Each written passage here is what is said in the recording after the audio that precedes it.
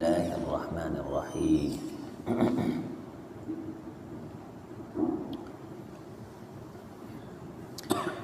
وَلَقَدْ عَهِدْنَا إِلَىٰ آدَمَ مِن قَبْلُ فَنَسِيَ وَلَمْ نَجِدْ لَهُ عَزْمًا۔ اور البتہ تحقیق ہم نے آدم سے ایک عہد لیا اور اس کی ذمہ داری لگائی اس سے پہلے، تو وہ بھول گئے۔ وَلَمْ نَجِدْ لَهُ عَزْمًا، اور ہم نے اس میں کوئی عزم پختگی نہیں پائی۔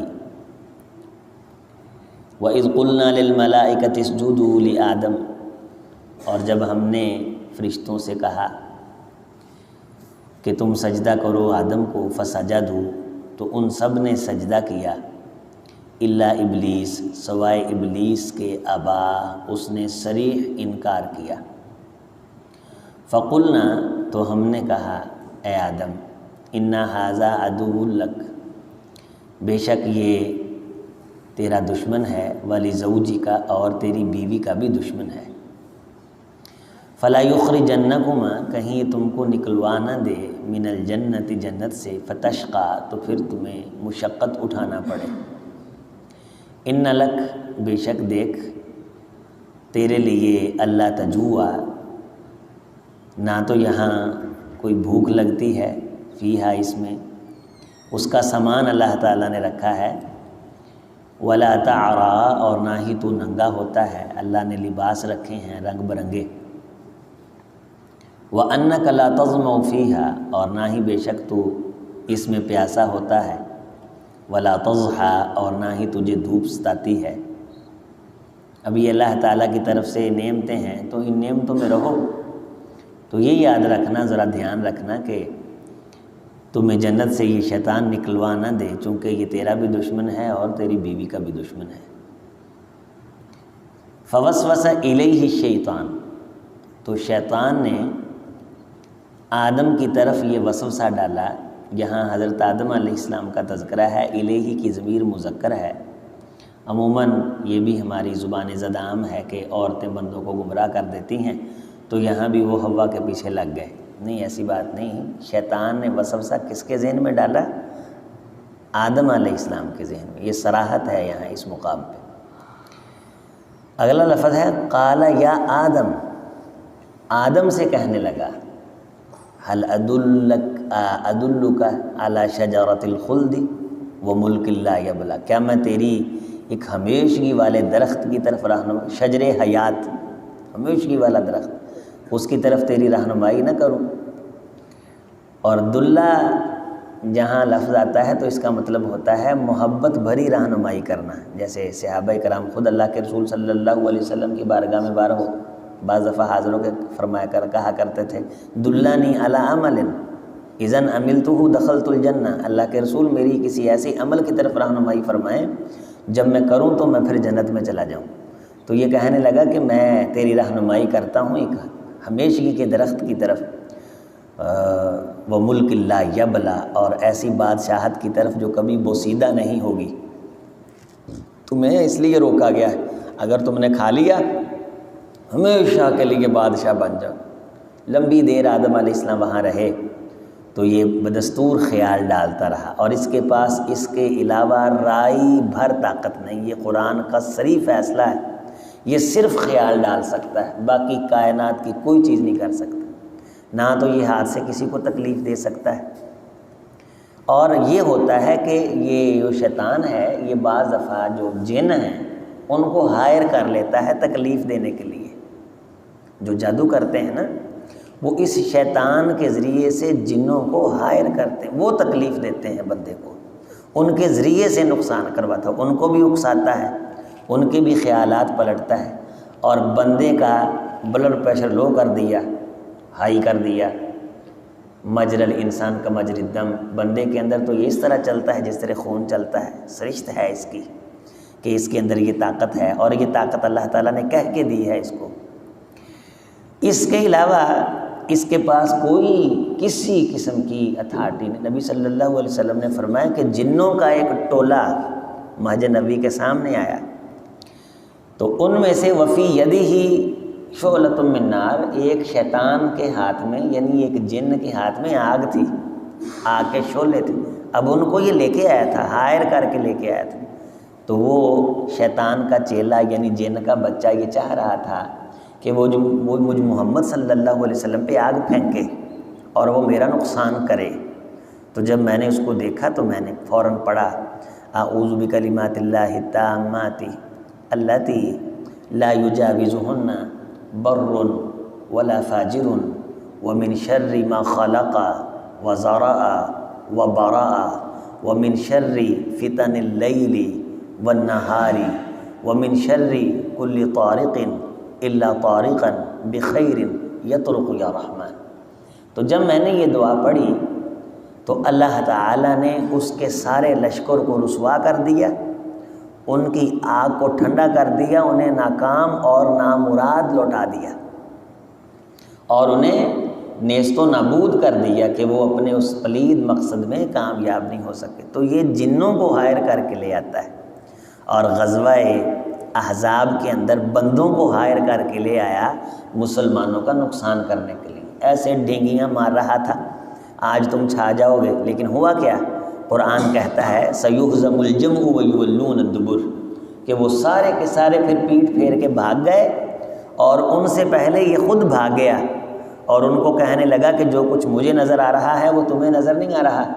اللہ تعالیٰ نے قرآن مجید سے وَيَأْتُوكُم مِّن فَوْرِهِمْ هَٰذَا يُمْدِدْكُمْ رَبُّكُم بِخَمْسَةِ آلَافٍ مِّنَ الْمَلَائِكَةِ مُصَوِّمِينَ، کہ پے در پے آسمان سے اللہ تعالیٰ نے فرشتے نازل کر دیے۔ بلا ان تصبروا وتتقوا وَيَأْتُوكُم مِّن فَوْرِهِمْ هَٰذَا، اگر تم صبر کرو گے، تقوی اختیار کرو گے تو فوراً فرشتے آئیں گے۔ تو فرشتے آئے، پھر یہ بھاگ گیا۔ تو میں یہ گزارش کر رہا ہوں کہ یہ بندوں کے ذریعے سے نقصان کرواتا ہے، کسی بندے کے دل میں حسد پیدا کر دیتا ہے، اس کے ذریعے سے کسی دوسرے کا نقصان کروا دیتا ہے۔ بندے کے ذریعے سے آج تک اس نے کوئی بندہ قتل نہیں کیا، یہ بندوں کے ذریعے سے کام کرواتا ہے، بچوں کے ذریعے سے ماں باپ کو مرواتا ہے، گھر کے اندر گھر والوں کے ذریعے سے افراتفری پھیلاتا ہے، اور یہ وسوسہ ڈالتا ہے، خیال ڈالتا ہے، اور سب سے اس کا طاقتور ہتھیار ہے غصہ، انسان کو ہوش نہیں رہنے دیتا۔ اور دوسرا طاقتور ہتھیار ہے زبان، انسان کو کنٹرول نہیں رہنے دیتا، جو چاہتا ہے زبان سے نکلوا دیتا ہے۔ دراڑیں پڑتی نوبت یہاں تک آتی ہے کہ لوگ ایک دوسرے کی جانوں کے نقصان ہو جاتے ہیں۔ تو یہاں بھی اس نے کیا کیا ہے؟ خیال ڈالا ہے، کس کے ذہن میں؟ حضرت آدم علیہ السلام کے ذہن میں۔ یہ صراحتاً تذکرہ ہے، مائی نے نہیں بہکایا بابے نو، یہ ڈائریکٹ اس نے ان کے ذہن میں خیال ڈالا۔ تو خیال ڈالتا ہے، خیال ایک پورا بنا کے اس طرح پھونکتا ہے، وہ پورا خیال بندے کے جسم کا حصہ بن جاتا ہے، بندے کا وہ کام کرنے کو جی کرنے لگ جاتا ہے۔ مینو کو تو بندہ ملیا نا، انہوں وہ 4 تھپڑ مارنے ہیں، وہ پورا خیال ایسے بنا کے بناوٹی پورا بندے کے اندر پھینک، اور انسان پھر اس کے ہاتھوں ناچتا ہے، اس کے ہاتھوں یرغمال بن جاتا ہے۔ اگر بندہ یہ سوچ لے کہ یہ بات میری نہیں ہے، اگر میں نے کر بھی لی ہے تو میری نہیں ہے، بندہ معافی مانگ لیتا ہے، پھر ضد کرواتا ہے، نہیں تیری شان سے فرق آ جائے گا۔ تو جگہ جگہ اس نے میرے آپ کے لیے وہ تصورات کی دنیا میں ہمیں اس نے پھنسا رکھا ہے۔ ہمیں قرآن یہ کہتا ہے کہ خیالات کی دنیا سے، وسواس کی دنیا سے باہر نکلو، گمانوں کی دنیا سے باہر نکلو، یقین کی دنیا میں آؤ۔ ان بعض الظن اسم، کہاں تم گمانوں کی دنیا میں گھوم رہے ہو، خیالوں کی دنیا میں گھوم رہے ہو؟ تو خیالی پلاؤ نہیں، حقیقت کی دنیا میں ہو۔ یؤمنون بالغیب، اس کا تو آغاز ہی ایمان سے ہوتا ہے۔ ایمانیات کے باب میں آؤ، اعتقادات کے باب میں آؤ، تم اللہ تعالیٰ فرماتے۔ تو یہاں یہ صراحت ہے۔ اچھا پھر ہوا کیا؟ فَأَكَلَا مِنْهَا، خیال آدم کے ذہن میں ڈالا، بیوی بھی ساتھ تیار ہو، دونوں نے کھا لیا، منہا، اس درخت سے۔ اب بعض بندے کہتے ہیں کہ وہ درخت سے مراد اماں ہوا خود تھی، تو یہ ان کی تفسیر غلط ہے۔ یہ ایک درخت تھا، بعض کہتے ہیں یہ گندم کا درخت تھا، ان کے پاس بھی یہ صراحت نہیں ہے، نہیں، ایک پھل تھا، ایک پودا تھا، ایک سسپینس تھا اللہ تعالیٰ نے رکھا۔ ہمارے ارد گرد بھی کئی اس طرح کی اللہ تعالیٰ نے پابندیاں کھڑی کی ہوئی ہیں جن سے ہمیں روکا ہے۔ لیکن بعض دفعہ انسان نہ چاہتے ہوئے بھی وہ کر لیتا ہے۔ اس سے منع کیا ہے اللہ تعالیٰ نے، صرف یہ دنیا میں ایک امتحان گاہ کے طور پہ ہمیں بھیجا ہے۔ فرشتے تھے، ان کے ذہن میں کوئی خیال آتا ہی نہیں ہے، جو اللہ چاہتے ہیں وہ سافٹ ویئر اللہ فٹ کر دیتے ہیں، ویسے ہی کرتے ہیں وہ، جیسے سافٹ ویئر اپ ڈیٹ ہو جاتا ہے وہ وہی کرتے ہیں۔ جانور تھے، وہ حیوان تھے، عقل نہیں تھی، ادھر اکیلی روحانیت تھی، اللہ نے پھر ایک ایسی چیز بنائی جس کے اندر فَأَلْهَمَهَا فُجُورَهَا وَتَقْوَاهَا، نیکی بھی رکھی برائی بھی رکھی، لیکن سمجھ دے دی کہ یہ رستہ ٹھیک نہیں ہے، یہ رستہ ٹھیک ہے۔ تو پھر اللہ تعالیٰ نے ہمیں اس دنیا میں بھیجا، اور اس کا سبب کیا بنا؟ وہی انسان کی سرشت جس کی بنیاد پہ یہ غلطی کر بیٹھتا ہے۔ وَلَمْ نَجِدْ لَهُ عَزْمًا کا دو ترجمے کیے جاتے ہیں، ایک یہ کہ آدم نے اسی گل کیتی سی بھی یہ درخت نہ کھائیں، لیکن اسی وہ پختگی نہیں پائی۔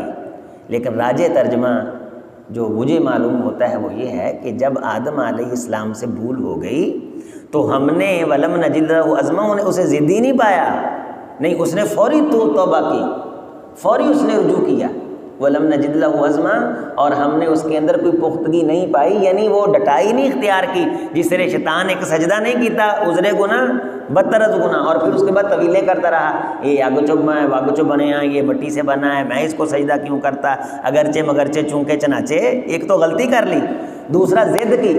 تو ہم نے آدم کے اندر ضد نہیں پائی، پختگی نہیں پائی، کہ ایک تو وہ غلطی کر بیٹھا اور دوسرا اللہ تو نے جب درختوں کا ہے تو میں نے کھا لیا تو اس میں کیا ہو گیا؟ نہیں نہیں نہیں، وَلَمْ نَجِدْ لَهُ عَزْمًا، ہم نے اس کے اندر پختگی نہیں پائی، ڈھٹائی نہیں پائی، ضد نہیں پائی، وہ فوری جھک گیا، بس یہی اللہ کو پسند آ گیا۔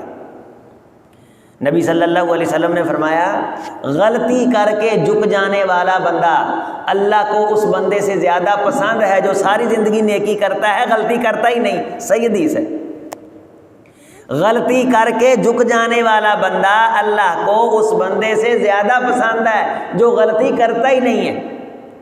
اور اگر لوگ غلطیاں کرنا چھوڑ دیں، اللہ لوگ ختم کر دے، پھر ایسے لوگ لے کے آئے جو غلطیاں کریں اور جھک جائیں، اللہ سے معافی مانگیں، یہ اللہ کو مزیدار ہی بڑا لگتا ہے کام۔ جس طرح ماں باپ بچہ غلطی کرتا ہے پھر وہ رونے والا منہ بنا لیتا ہے، ماں پر پتہ لگ جاتا کہ یہ ہن شروع کرتا سلسلہ کہ یہ تو کچھ غلطی ہو گئی، تو دل کے اندر ایک محبت اس کی جو ہے وہ کلیاں پھوٹتی ہیں اور انسان کے دل کے اندر ایک خوشگوار ماحول آتا ہے۔ یہی اسی طرح اللہ تعالیٰ، ہم بغیر مثال اور تمثیل کے اللہ تعالیٰ کی ذات کو ہمیشہ بیان کرتے ہیں، کیونکہ حدیث میں یہ بھی آیا ہے کہ نبی صلی اللہ علیہ وسلم نے فرمایا کہ اللہ 70 ماؤں سے زیادہ پیار کرتا ہے، اس لیے ماں باپ کی مثال بغیر تمثیل کے بیان کرتے ہیں۔ تو اللہ تعالیٰ بندے سے غلطی ہو اور بندہ فوراً ہی گر پڑے، نبی صلی اللہ علیہ وسلم نے فرمایا اللہ پھر فرشتوں کو بتاتے ہیں، فرشتوں کے درمیان اللہ تعالیٰ یباہی بہم الملائکہ، اللہ فخر کرتے ہیں اس بندے پہ فوراً جھک جانے والا، فَأَكَلَ مِنْهَا، دونوں نے کھا لیا اس درخت سے، فَبَدَتْ لَهُمَا سَوْآتُهُمَا، ان دونوں کے کپڑے اتروا دیے اور ان کا ستر ننگا کروا دیا کھانے کے بعد۔ وَطَفِقَا يَخْصِفَانِ عَلَيْهِمَا مِنْ وَرَقِ الْجَنَّةِ، تو وہ دونوں شروع ہوئے باغات کے پتوں سے اپنا ستر ڈھانپنا۔ وَعَصَىٰ آدَمُ رَبَّهُ، آدم سے اپنے رب کی نافرمانی ہو گئی۔ فغوا، اور وہ راہ نہ پا سکا وہاں مستقل رہنے کی۔ بعض بندے یہاں ترجمہ بھٹک گیا کر دیتے ہیں، تو اس لیے جب اس کا مترادف لفظ نبی کے شایان شان موجود ہو تو اس طرح کے تراجم سے پرہیز کرنا چاہیے، ہے تو اردو زبان ہی نا، تو یہاں ہم ترجمہ کر رہے ہیں فغوا، تو وہ راہ نہ پا سکے وہاں مستقل رہنے کی۔ مستقل رہنا چاہیے تھا ان کو، لیکن اللہ کی نافرمانی ہو گئی تو مستقل رہنے کا وہ راستہ نہ پا سکے، وہ برکت۔ اچھا پھر آگے یہ ہے، وہ پیچھے جو تھا کہ لم نجد لہ عزما، ہم نے اس کے اندر ضد نہیں پائی، ہٹ درمی نہیں پائی، اکھڑ نہیں، کوئی اس طرح کی جناب نہ فوراً۔ ثم اجتباہ ربہ فتاب علیہ، پھر اللہ تعالیٰ نے چن لیا، پھر اللہ نے پسند کر لیا، فتاب علیہ، اللہ نے توجہ کر لی، وحدہ، پھر اللہ نے پورے رستے دکھا دیے، لے بھئی ہوں اے ہونا ہے، کہ قال اہبطا منہا جمیعا، دوویں شیطان بھی انسان بھی چلو تھلے زمین تے، جمیعا سارے چلو تھلے۔ وہ جی ایک سپ تھا، سپ کے منہ میں شیطان بیٹھا، وہ جنت میں آ گیا۔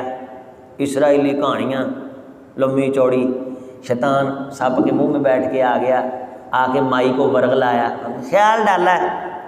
اور یہ تجربہ کر کے دیکھیں، کسی دن تجربہ کر کے دیکھیں، روحانیت کی پاوریں ہیں، ویسے تجربہ کر کے دیکھیں گھر کے اندر کبھی۔ میں نے پہلے بھی آپ کو یہ مشق بتلائی، آپ کسی بندے کے پاس بیٹھے کوئی بات سوچنا شروع کر دیں، آدھے پونے گھنٹے کے بعد آپ کی اسی بات کا آپ کا ساتھ والا تذکرہ کر دے گا۔ ہم نے کئی مرتبہ آزمایا۔ ہمارے اساتذہ کہا کرتے تھے جب تمہارے ذہن میں تھیسس کا موضوع آ جائے نا تو کسی کے پاس بیٹھ کے سوچو نا، خیال بھی چوری ہو جاتا ہے۔ اور ایسے ہوا کئی لڑکوں کے ساتھ کہ دنیا جہاں میں وہ موضوع ڈسکس ہی نہیں ہوا، وہ ایک جگہ بیٹھے سوچتے رہے 2-3 دن 4 دن سستی ہوگی، تو جب وہ منظور کروانے کے لیے گئے تو انہیں پتہ چلا کل ہی لڑکا منظور کروا کے چلا گیا جو میرے ساتھ بیٹھا رہا ہے۔ خیال چوری ہوتا ہے۔ اسی لیے فرمایا کہ جب تم کسی کے پاس بیٹھو تو ہمیشہ خیر والا خیال رکھو، اللہ اس کے دل میں بھی خیر پیدا کر دیتے ہیں۔ تو خیال کی بہت طاقت ہے۔ آپ کو جب کوئی بندہ یاد آ رہا ہو تو کبھی رابطہ کر کے دیکھیں، وہ آپ کو کہے گا کہ میں آپ کو کال کرنے ہی لگا تھا، تو ایویں کہنا ہے نہیں، وہ سچ مچ بعض دفعہ ہوتا ہے کہ وہ ہمیں رابطہ کرنے ہی والا تھا، ہمیں ٹچ کرنے ہی والا تھا، ادھر سے ہمارے وہ جو نہاں خانہ ہے، پنہاں سوچ ہے، جسے ہم ما فوق طبعیات کہتے ہیں، میتافزیکیا، تو اس کے اندر بھی اللہ تعالیٰ نے، شاہ صاحب نے تو لکھا ہے، شاہ ولی اللہ محدث دہلوی رحمہ اللہ نے، کہ انسان کی بڑی پاور ہے، وہ اس کے قائل ہیں اور ہندوستان کے سب سے پہلے اہل حدیثوں میں سے ہیں کہ انسان اگر ان روحانی طاقتوں کو وقوع کے اندر لائے تو اللہ تعالیٰ اس کے ذریعے سے بڑی رہنمائی کرتے ہیں۔ اللہ تعالیٰ سوچ کی، تو اقبال نے کیا کہا ہے کہ نگاہ مرد مومن سے بدل جاتی ہیں تقدیریں، تو اس کا مطلب یہ ہے کہ ایک بندہ ایمان والا ہو نا تو سچی ستھری سوچ لے کے کہیں بیٹھ جائے تو اس کے ارد گرد بیٹھنے والوں کے خیالات بدل جاتے ہیں۔ تو ہوا یہ کہ دونوں کو کہا کہ تم زمین میں چلے جاؤ، فَإِمَّا يَأْتِيَنَّكُم مِّنِّي هُدًى بَعْضُكُمْ لِبَعْضٍ عَدُوٌّ، تے ہو تو دشمن، ہمیشہ کے لیے ایک دوسرے کے دشمن رہو گے۔ فَإِمَّا يَأْتِيَنَّكُم مِّنِّي هُدًى، تمہارے پاس ہدایت میری طرف سے آئے گی، ہدایت اتوں آئے گی، ہم لیڈ کریں گے تم کو۔ فمن اتبع ہدایا، جو اس ہدایت کا اتباع کرتا رہے گا، فلا یضل ولا یشقی، نہ تو وہ گمراہ ہوگا نہ نامراد ہوگا، بالکل کسی قسم کی نامرادی اس کے قریب نہیں آئے گی۔ ومن اعرض عن ذکری، جو میری باتوں سے، میریاں گلاں کرن لگا جیدہ ٹھیڑ دکھے اور اعراض کرے میرا ذکر کرنے سے، توحید، قرآن، نبی صلی اللہ علیہ وسلم نے اللہ کی جو شان عظمت بیان کی اس سے جی چرائے، تو اسے سمجھ لینا چاہیے فَإِنَّ لَهُ مَعِيشَةً ضَنْكَ، ہم اس کی دنیا تنگ کر دیں گے، وَنَحْشُرُهُ يَوْمَ الْقِيَامَةِ أَعْمَى، اور قیامت کے دن ہم اس کو اندھا کر کے اٹھائیں گے۔ قال رب لما حشرتنی اعمی، وہ کہے گا اللہ جی مجھے اندھا کیوں کر دیا ہے، وقد كنت بصیرا، میری تو آنکھیں تھیں، میں تو دیکھتا تھا۔ قال كذلك اتتك آیاتنا، تو پھر اللہ فرمائیں گے ہاں اسی طرح کہ جیسے میری آیتیں تیرے پاس آئیں، فنسیتها، تو گل یاد ہی نہیں رکھی، ادھروں سنی ادھروں کر دیتی، تو نے مجھے بھلا دیا۔ وكذلك اليوم تنسى، اور جا آج تجھ کو بھلا دیا گیا ہے۔ تو قیامت کے دن نبینہ کر کے کس کو اٹھایا جائے گا؟ جو قرآن مجید کی آیات پہ غور نہیں کرتا، اللہ کی باتیں نہیں کرتا، اللہ کے نام کی مجلسیں گھر کے اندر منعقد کرنا، یہ انسان کی روحانی آنکھوں کی طاقت کو اپروو کرتی ہیں، چیزیں اس قوت کو اپروو کرتی ہیں۔ اللہ تعالی ہماری جو ظاہری آنکھیں ہیں ان کو بھی سلامت رکھے، اور جو باطنی آنکھیں ہیں بصیرت والی ان کو بھی سلامت رکھے، اور قیامت کے دن اللہ تعالی ہمیں آنکھوں والا کر کے اٹھائے، اور ہمیں اللہ وہی آنکھیں عطا کرے جو آنکھیں فرما بردار بندوں کی ہیں اور جو اللہ تعالیٰ کے پسندیدہ بندوں کی ہیں۔ اللہ مغضوب، ضال، گمراہ لوگوں سے بچائے۔ اس حرمت والے مہینے میں اللہ مجھے، میرے آپ کے ماں باپ کو، عزیز و اقربا کو معاف فرمائے۔ والسلام ورحمۃ اللہ وبرکاتہ۔